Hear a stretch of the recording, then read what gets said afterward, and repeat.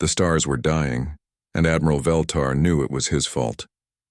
He stood on the bridge of the Coalition flagship Harmony's Light, watching another world burn on the main screen. Zephyr Prime had been beautiful once. Blue oceans, green continents, cities that sparkled like jewels. Now it was nothing but fire and twisted metal. The Void Swarm had reached it 3 hours ago. "Sir, we're receiving the final transmission from Zephyr Prime," his communications officer said. Her voice shook. They all knew what final transmissions meant. "Put it through," Veltar ordered. The voice that came through the speakers was broken, desperate. "This is Governor Malik of Zephyr Prime.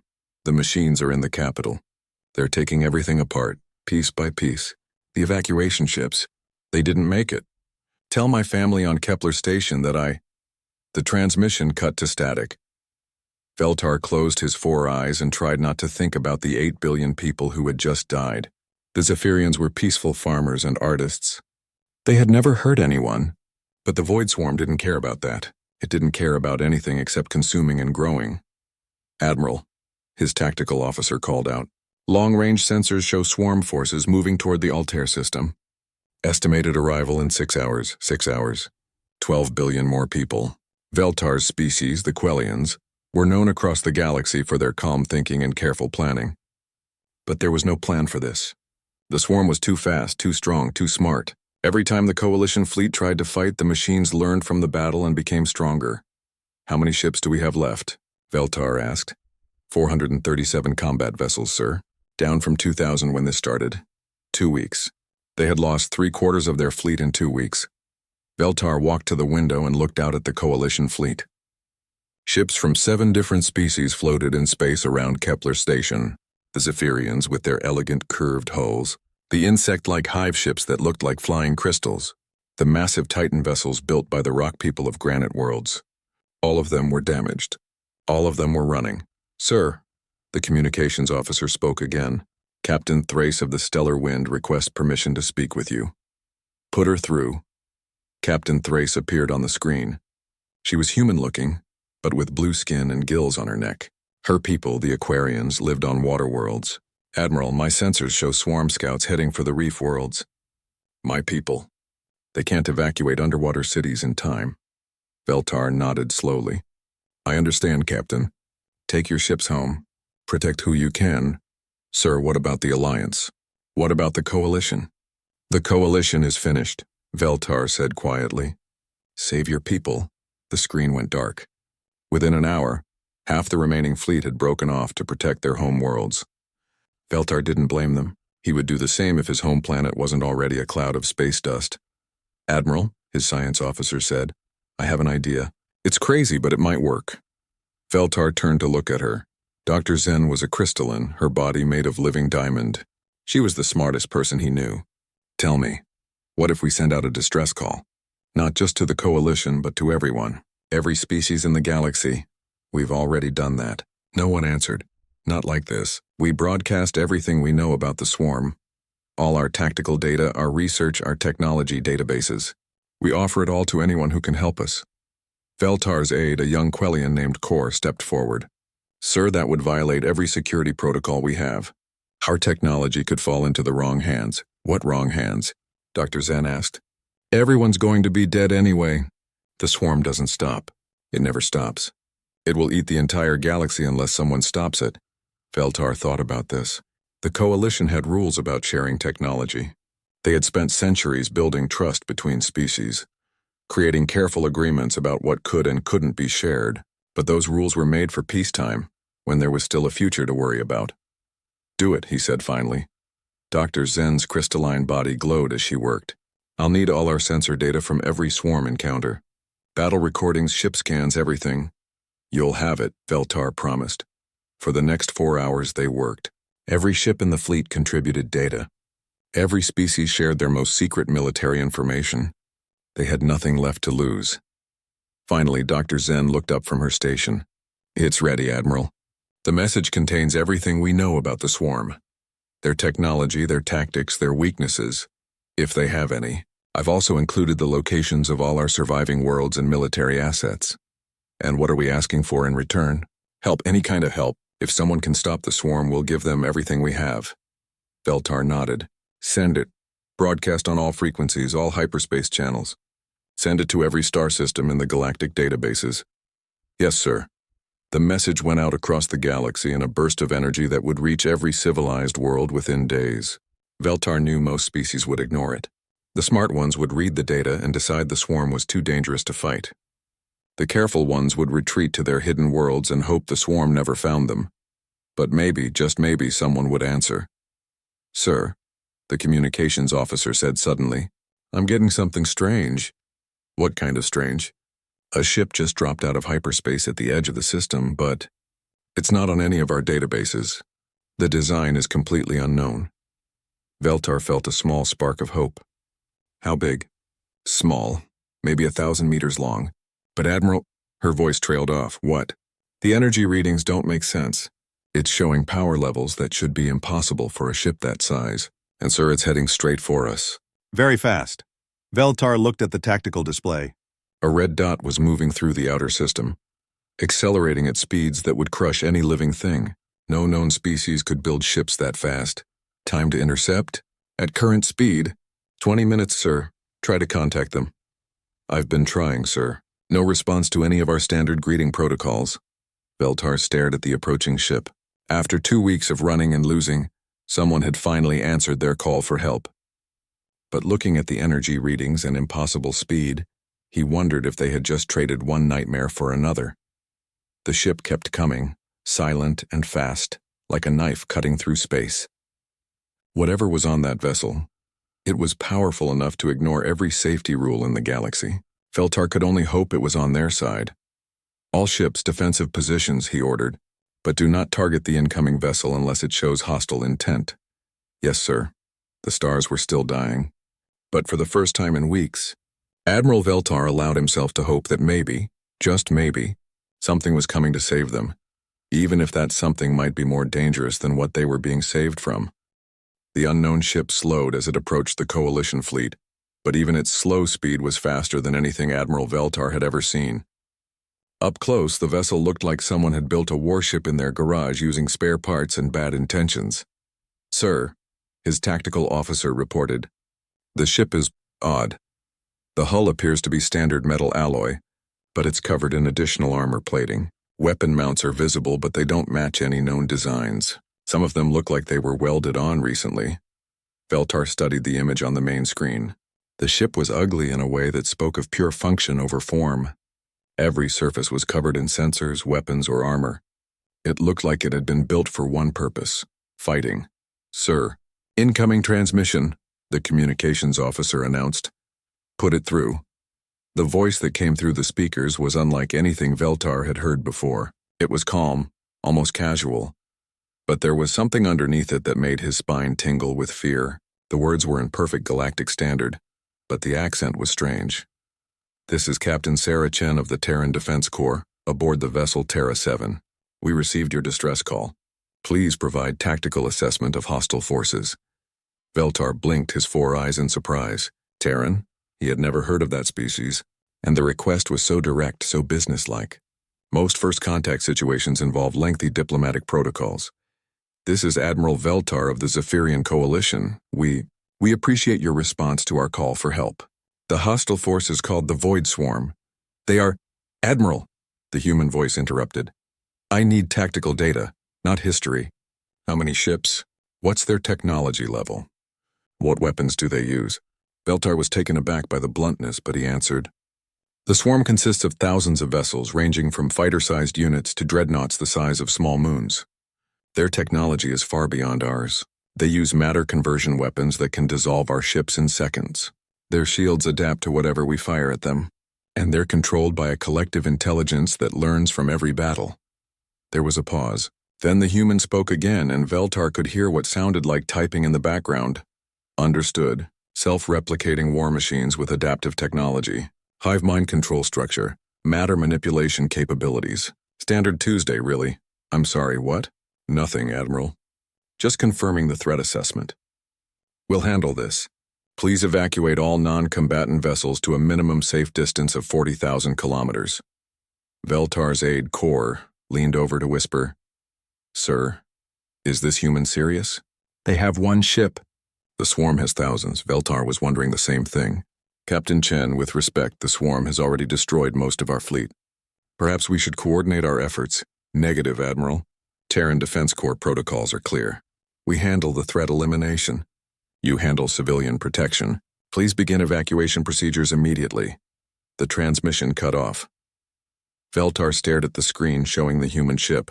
It was already moving away from the fleet, accelerating toward the outer system where long-range sensors showed the approaching swarm forces. Sir, Dr. Zen spoke up from her station. Should we follow their instructions? What choice do we have? Veltar said. All civilian and support vessels begin retreat to 40,000 kilometers. Combat ships maintain current position but do not engage unless the swarm breaks through. Through what, sir? Kor asked.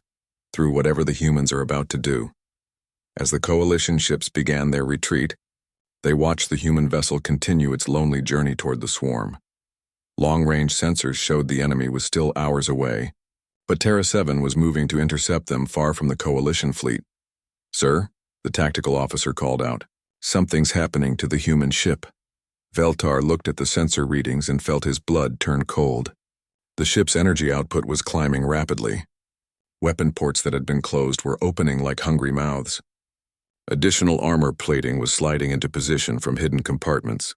The vessel was transforming from an ugly but normal-looking warship into something that barely looked like a ship at all. Those power readings can't be right, Dr. Zen said, her crystalline body flickering with confused patterns. No ship that size could generate that much energy without tearing itself apart. Maybe they're wrong, Kor suggested hopefully.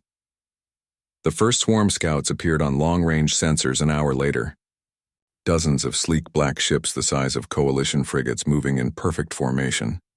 Behind them came the main force, hundreds of larger vessels, and behind those the true nightmare, 3 swarm dreadnoughts, each one a mountain of twisted metal and crackling energy. Terra 7 was a tiny dot on the sensors compared to the approaching fleet. Sir, the communications officer said quietly, should we try to contact Captain Chen again? Warn her about what she's facing? Before Veltar could answer, the sensors lit up with weapons fire. But it wasn't the swarm shooting. It was Terra 7. The human ship had opened fire at a range that should have been impossible.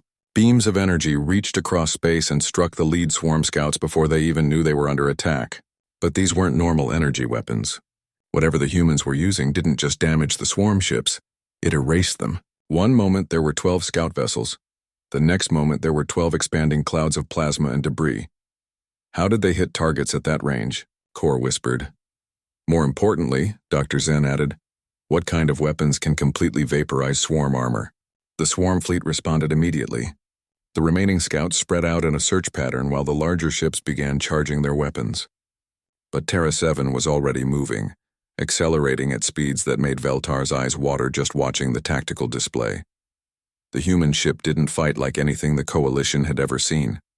It didn't try to match the swarm's formation flying or engage in long-range artillery duels. Instead, it moved like a predator, striking fast and hard before disappearing behind asteroid cover or sensor shadows. Every time the swarm tried to target it, Terra 7 was somewhere else, firing from a new angle with weapons that shouldn't exist. Swarm ships that had survived direct hits from Coalition fleets were torn apart like paper. Sir, the tactical officer reported, his voice shaking. The human ship just flew through a swarm destroyer, literally through it. The destroyer exploded and Terra 7 came out the other side completely undamaged. That's impossible, Veltar said. Tell that to the swarm ship, sir. As they watched, more swarm vessels died.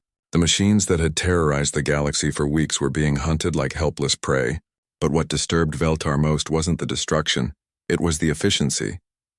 Captain Chen wasn't fighting with anger or desperation. She was working through the swarm fleet like someone completing a routine task. Sir, the communications officer said suddenly, incoming transmission from Terra 7. Put it through. Captain Chen's voice came through as calm as before, but now Veltar could hear weapon fire and explosions in the background. Admiral, I'm reading 3 large vessels approaching from hyperspace, probably the main threat units. You might want to pull back another 10,000 kilometers. Captain, how are you? Sorry, Admiral, kind of busy right now. Chen out. The transmission ended just as sensors detected the 3 swarm dreadnoughts dropping out of hyperspace. Each one was the size of a city, covered in weapons that could crack planets.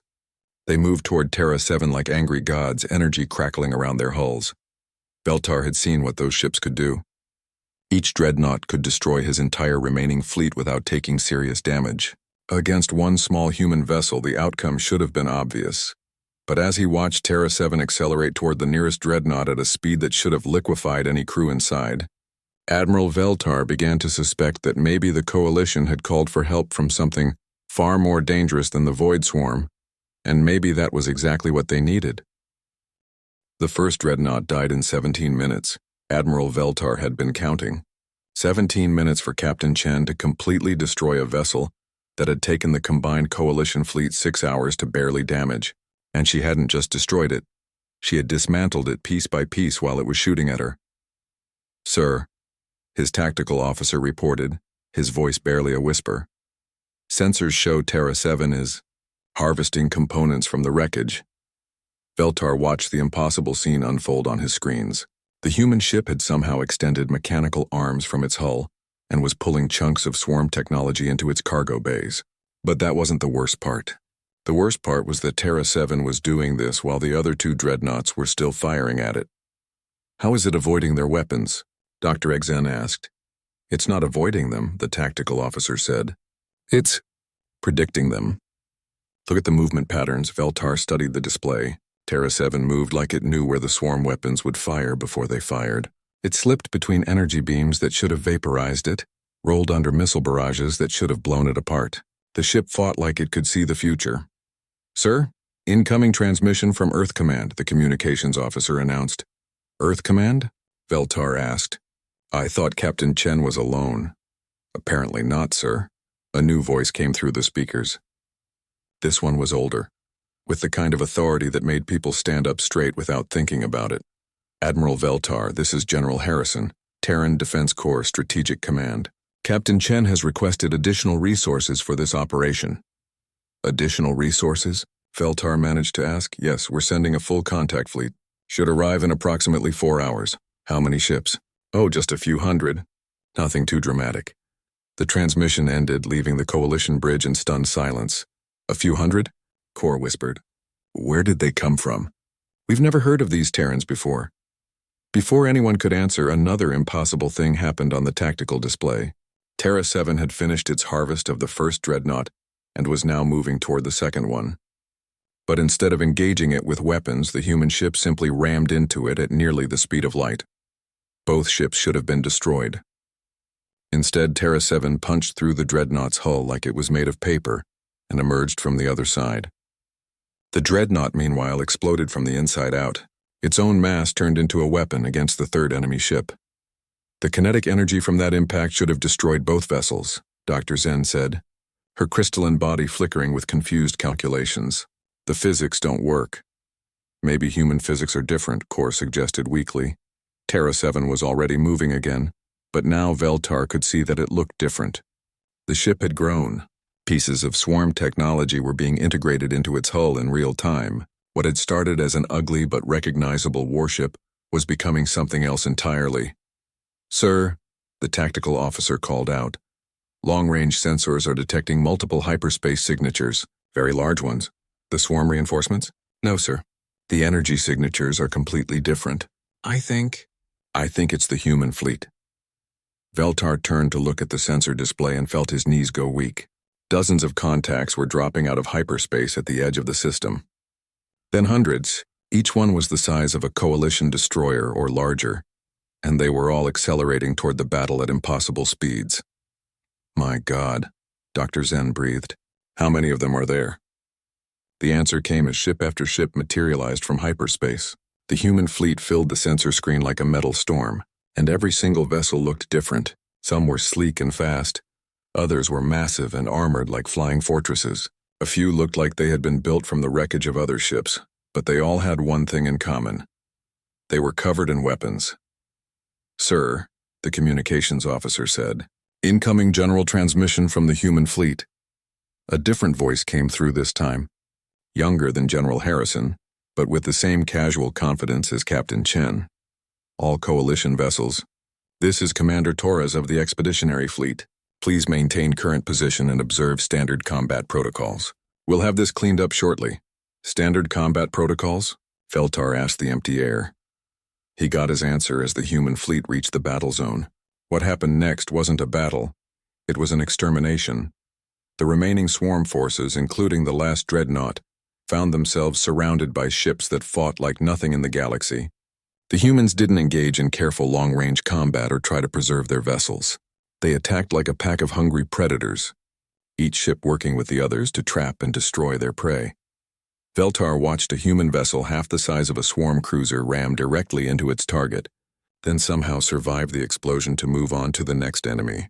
Another human ship opened up with weapons that turned space itself into a weapon, creating gravity wells that crushed swarm vessels like tin cans. They're not just fighting, Dr. Zen observed. They're experimenting. Look at the variety of weapons and tactics. She was right. Every human ship seemed to be trying something different. Some used energy weapons that the Coalition had never seen. Others fired projectiles at speeds that turned them into planet killers. A few simply grabbed swarm ships with mechanical claws and tore them apart. But the most disturbing thing was the communication chatter between human ships. The Coalition's universal translators picked up fragments of their conversations, and they sounded like people discussing what to have for lunch. Hey Torres, watch this. I've been working on a new plasma configuration. Nice, Jackson. But check out what happens when I reverse the polarity on these gravity mines. Both of you are showing off. Chen, what did you do to your ship? It looks like you ate half the swarm fleet. Captain Chen's voice came back amused. Just some field modifications. You should see what their matter converters can do when you wire them backward. Veltar realized with growing horror that the humans weren't just winning, they were having fun. They were treating the battle like a training exercise, using the swarm forces to test new weapons and tactics. Within an hour, it was over. Every swarm vessel in the system was either destroyed or captured. The mechanical plague that had terrified the galaxy was reduced to floating scrap metal and spare parts. But instead of celebrating, the human fleet immediately began salvage operations. They moved through the wreckage like professional scavengers, collecting every piece of swarm technology they could find. Sir, the communications officer said quietly, Captain Chen is requesting permission to come aboard. Veltar's throat felt dry. Permission granted. 30 minutes later, Admiral Veltar stood in his ship's docking bay waiting to meet the human who had just saved his species. He expected a warrior, maybe someone in powered armor carrying massive weapons. Instead, Captain Sarah Chen looked like she could have been anyone's neighbor. She was medium height with dark hair and friendly eyes. She wore a simple uniform that looked comfortable rather than military. The only weapon visible was a small pistol at her hip. Admiral Veltar, she asked, extending her hand. Sarah Chen, thanks for the tactical data. Very helpful. Veltar shook the offered hand, noting that her grip was firm but not crushing. Captain Chen, We cannot thank you enough. You saved billions of lives today, Chen shrugged. Just doing our job. Though I have to ask, how did the swarm get this far before anyone called for help? Your defensive networks are pretty much non-existent. We're a peaceful alliance, Veltar explained. We've never faced anything like the swarm before. Ah. Chen nodded like this explained everything. Well, that's going to have to change. Can't have undefended systems this close to Terran space. Security risk, Terran space? Oh, didn't I mention? Earth Command has decided that this region falls under our protection now. Don't worry, it's mostly just paperwork and some basic defensive requirements. Veltar felt a chill run down his spine. Requirements? Captain Chen smiled, and for the first time, Veltar caught a glimpse of something cold and predatory in her eyes. Standard stuff. Technology sharing agreements, defensive coordination protocols, regular security inspections, all very reasonable. After all, we wouldn't want another swarm situation to develop, would we? As Veltar looked into those friendly, terrifying human eyes, he realized that the Coalition had indeed been saved. But he was beginning to understand that salvation might come with a price they hadn't expected to pay. 3 days after the battle, Admiral Veltar was beginning to understand what humanity really was, and it terrified him more than the Void Swarm ever had. He stood in his ready room reading reports that made his 4 eyes hurt. The human fleet hadn't left after destroying the swarm. Instead, They had spread out across Coalition space like an infection, setting up what they called monitoring stations and defensive platforms around every populated world. Sir, Kor entered without knocking, something he never did unless there was an emergency. You need to see this. Veltar looked up from the reports. His young aide looked like he hadn't slept in days. What is it? The humans.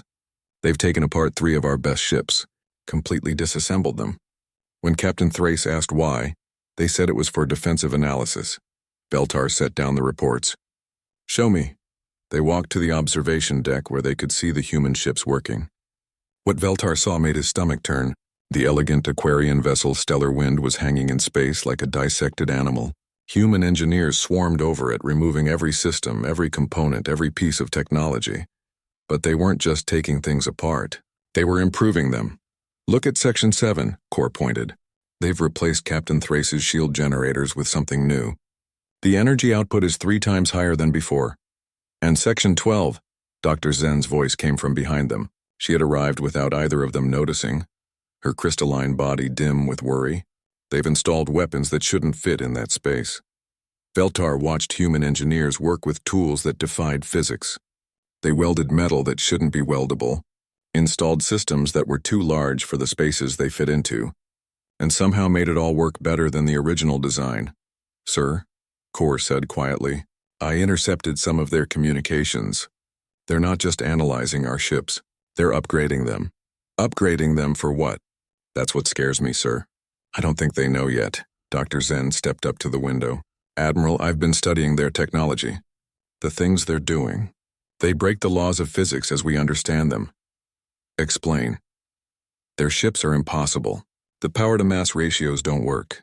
Their weapons output more energy than they consume. Their armor gets stronger when it's damaged. It's like they've found ways to cheat reality itself. Veltar thought about this. Maybe their science is just more advanced than ours. No, sir. Dr. Zen's body flickered with absolute certainty. This isn't advanced science. This is something else entirely. They don't just use technology, they improvise with it. They make things work that shouldn't work. A chime from the communication system interrupted them. Sir, came the voice from the bridge. Captain Chen is requesting another meeting with you. Veltar sighed. Tell her I'll be right there. He found Captain Chen in his conference room, surrounded by holographic displays showing Coalition space. She looked up as he entered, giving him that same friendly smile that had started to haunt his dreams. Admiral, good to see you. I wanted to discuss the security upgrades for your territory. Our territory? Well, the Terran Protection Zone, technically. But don't worry about the paperwork. Earth Command handles all that boring stuff. Chen gestured to the holographic map. Red dots marked human installations throughout Coalition space. There were hundreds of them. As you can see, we've established monitoring stations around all your major worlds. These will provide early warning against future swarm incursions or other threats. Other threats? Veltar asked. Oh, you'd be surprised what's out there. The galaxy is full of dangerous species. Slavers, raiders, hostile machine intelligences, reality-warping psychics, time travelers with bad intentions. Standard stuff, really. Veltar stared at her. We've never encountered any of those things. Of course not. They avoid this region because it's under Terran protection now. But we were never under Terran protection before. Chen's smile became a little sharper. You are now. She touched the holographic display and the view zoomed out to show a much larger area of space. Veltar could see that Coalition space was now just a small part of something much bigger. A vast region marked with the human symbol. How long has Earth been protecting this much space? He asked. Oh, about 50 years or so. We're pretty good at it. 50 years? But we've only known about humanity for 3 days. Right, that's because you never needed to know before. We handle problems before they become problems. It's more efficient that way. Veltar felt cold. What kind of problems? Chen waved her hand and the display showed several star systems marked in red. The harvester machines tried to expand into the neutral zone 2 years ago. We convinced them to try a different direction. Convince them how? Complete species extinction. Standard procedure for hostile machine intelligences. Veltar's blood froze. You killed an entire species? Well, they weren't really alive to begin with. Just machines. But yes, we erased them completely. Can't have mechanical plagues spreading around the galaxy. Too dangerous. She touched the display again. More red markers appeared. The Psychic Dominion attempted to mind control a trade convoy last year. We explained why that was unacceptable. How did you explain it? We turned their home system into a black hole.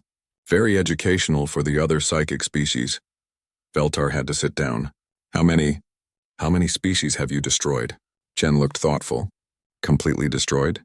Maybe 15 or 20 in the last decade, but we usually don't need to go that far.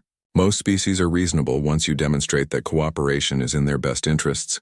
And if they're not reasonable, then they stop being a problem. Dr. Zen's voice came from the doorway. Captain Chen, may I ask a question? Of course, Dr. Zen. I love talking to crystalline species. Your technology is fascinating. How does Earth justify these actions? Destroying entire civilizations? Chen looked genuinely puzzled. Justify? They were threats to galactic stability. We eliminated the threats. What's to justify?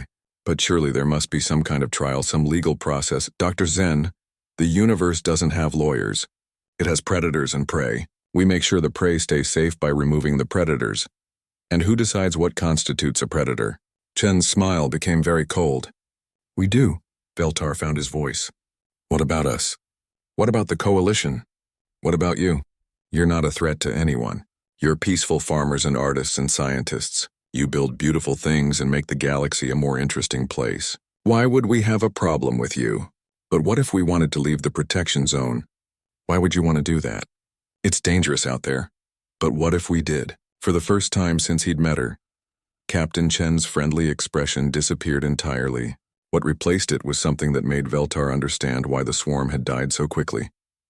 Admiral, she said quietly, the Terran Defense Corps has a very simple philosophy. We protect the peaceful species of the galaxy from threats. All threats, foreign and domestic. The implication hung in the air like poison. Of course, Chen continued, her smile returning. That situation would never arise. The coalition is much too intelligent to make that kind of mistake. She stood up and walked toward the door. Anyway, I should get back to the fleet. We're heading out to check on some distress signals from the Andromeda relay. Probably nothing serious, but you can never be too careful. After she left, Veltar and Dr. Zen sat in silence for a long time. Finally, Dr. Zen spoke. Admiral, I don't think the humans are our saviors. No, Veltar agreed. I think they're our new owners. What do we do? Veltar looked out at the human fleet, at the ships that had saved them and trapped them at the same time. We do what Captain Chen said. We be intelligent, and if other species ask us about humanity, we tell them the truth. That the humans are the most dangerous thing in the galaxy, and that as long as you're useful to them, that's a very good thing to be. Outside the window, human ships moved through space like sharks in dark water, protecting and hunting in equal measure. The galaxy was safe now. Whether it was free was another question entirely. 6 weeks after the first distress call, Admiral Veltar stood in a room that used to be his office, reading documents that would reshape the galaxy forever. The Void Swarm was gone. Not defeated, not driven away, completely erased from existence. The humans had tracked down every single swarm ship, every hidden base, every dormant facility across 3 galaxies. They had found machines that had been sleeping for 1,000 years and destroyed them before they could wake up. Sir, Kor entered, carrying more reports. His young face looked older now, marked by the weight of understanding what they had really called down upon themselves. The final count is in from the Terran Survey Corps. How complete was the eradication? 100%, sir. Every swarm signature in known space has been eliminated. They even destroyed possible future emergence points based on swarm expansion patterns. Veltar nodded slowly. It was efficient. It was thorough. It was absolutely terrifying. And the other news? Kor's expression grew darker. The Crimson Empire formally requested admission to the Terran Protection Zone this morning. That makes them the 47th major civilization to join voluntarily. Voluntarily, Veltar repeated the word like it tasted bitter. Through his window, he could see the new reality of coalition space. Human ships moved between the worlds, like blood through veins carrying cargo, personnel, and something else. The constant quiet reminder that Earth was watching. Always watching. Dr. Zen materialized in the doorway. her crystalline body pulsing with nervous energy. "Admiral, we need to discuss the latest technology transfer requirements." "What do they want now?" "Everything." She placed a datapad on his desk. "Complete specifications for all Coalition technology, including our most classified research. Full access to our scientific databases. And Admiral, they want our people." "What do you mean?" "Exchange programs. They want Coalition scientists to work on Earth. And they want to place human advisors in every major research facility in our space." Veltar picked up the datapad and read through the requirements. Each one was phrased politely, presented as a mutual benefit, wrapped in language about cooperation and shared knowledge. But underneath the diplomatic words was an ultimatum: comply or be reclassified as a potential threat. "What choice do we have?" he asked quietly. "None," Dr. Zen admitted. "But Admiral, you should know what our people are reporting from the exchange programs. Tell me." "Earth is impossible. Our scientists describe cities that exist in multiple dimensions, factories that create matter from nothing, weapons that can destroy stars by accident. But that's not the strangest part." "What is?" "The humans act like it's all normal. They treat technology that breaks every known law of physics like it's a household appliance. When Dr. Kryn asked how their matter converters work, the human engineer just shrugged and said, 'We hit it with a bigger hammer until it cooperated.'" Veltar thought about this. "They're not more advanced than us, they're something else entirely." "Yes, sir. They don't discover scientific principles, they invent them. They don't follow the laws of physics, they negotiate with them." A chime from the communications system interrupted them. "Sir," came the voice from the bridge, "incoming priority transmission from Earth Command. Put it through here." General Harrison's voice filled the room, as calm and authoritative as always. "Admiral Veltar, I hope you're settling into the new arrangements well." "Yes, General. Thank you for asking." "Excellent. I'm calling to inform you that the Coalition has been selected for a special honor. Earth Command would like to establish a permanent diplomatic mission on Kepler Station." Veltar felt his stomach drop. "A diplomatic mission?" "A full embassy, actually. Ambassador Martinez will be arriving next week with a staff of about 2,000. 2,000 diplomats?" "Oh, not all diplomats. We'll have cultural attachés, trade representatives, security, advisors, scientific liaisons, and of course a small military detachment for embassy protection." "How small?" "Just a battalion or so. Standard embassy security. A battalion. 800 human soldiers with impossible weapons, stationed in the heart of Coalition space." "General," Veltar said carefully, "may I ask what this embassy will be doing?" "Standard diplomatic functions. Facilitating communication between Earth and the Coalition, coordinating joint security operations, overseeing technology transfers, monitoring compliance with protection zone regulations. Nothing too complex." "Monitoring compliance?" "Well, we want to make sure everyone is following the safety protocols. Can't have any unfortunate misunderstandings that might require military intervention." The threat was delivered with the same friendly tone as everything else, but Veltar heard it clearly. "Of course, General. We look forward to working with Ambassador Martinez." "Wonderful. Oh, and Admiral, I should mention that the ambassador will need to meet with all Coalition government officials within her first month. Just routine introductions, but attendance is mandatory." The transmission ended, leaving the room in heavy silence. "Sir," Kor said finally, "are we prisoners?" "No," Veltar answered after a long moment. "Prisoners know they're imprisoned. We're something else." "What?" "We're protected." Dr. Zen's crystalline body flickered with understanding. "Protected whether we want to be or not." "Exactly." Veltar walked to his window and looked out at the bustling space around Kepler Station.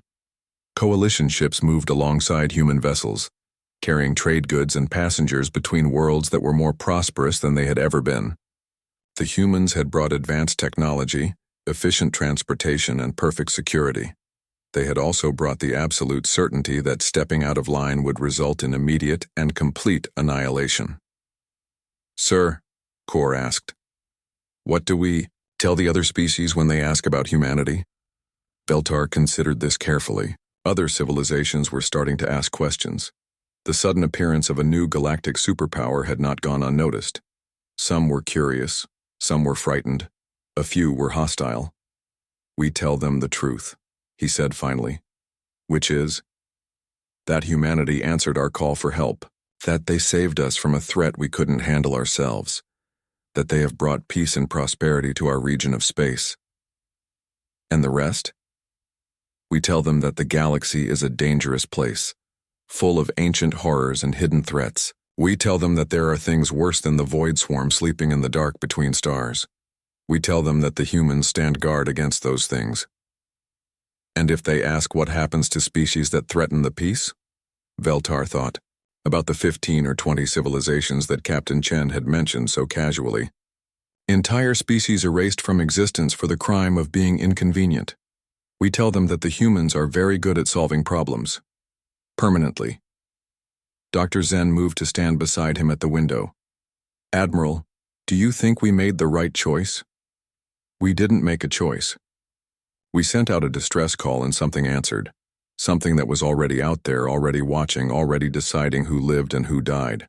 So what happens now?" Veltar watched a human patrol ship glide past the station, its hull bristling with weapons that could crack planets. In its wake followed a convoy of coalition freighters, safe under the protection of their terrifying guardians. "Now we do what Captain Chen told us to do. We be intelligent. We make the galaxy a more interesting place. We build beautiful things, and pursue knowledge and art and all the things that make life worth living, under human oversight." "Under human protection," Veltar corrected. "And we remember that as long as we're useful to them, as long as we make the galaxy better instead of worse, we have nothing to fear. And if we ever stop being useful?" Veltar was quiet for a long moment. "Then we'll discover why the rest of the galaxy is so afraid of the dark." Outside the window, human ships continued their eternal patrol, guardians and jailers in equal measure. The galaxy was safe now. Every species was protected. Every world was secure. And somewhere in the depths of space, other civilizations looked toward the growing sphere of human influence and made their own calculations about whether cooperation was preferable to the alternative. The distress call had been answered. Salvation had arrived. The fact that it wore the face of humanity's casual, absolute dominion over the fate of worlds was simply the price of living in a universe where someone had to keep the lights on and the monsters in the dark where they belonged. Admiral Veltar had learned to sleep peacefully under that protection, even if his dreams were full of friendly human voices promising that everything would be fine, as long as everyone remembered who was really in charge.